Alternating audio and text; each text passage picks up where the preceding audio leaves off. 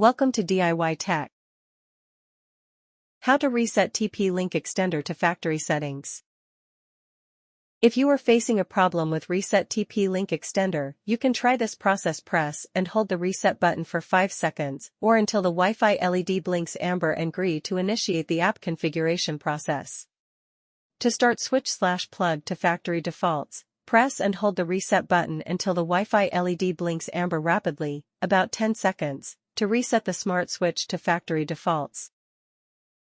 If you are still facing a problem with the factory Reset TP-Link extender, you can follow this process. Make sure the range extender is plugged into a power outlet. The power light on the front should be lit solid.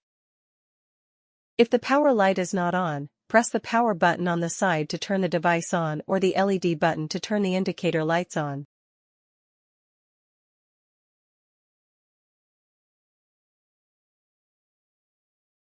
Locate the pinhole on the side where the reset button is. Insert a pin, then press and hold the reset button until all indicator lights turn on momentarily. The range extender should now be reset to factory default settings.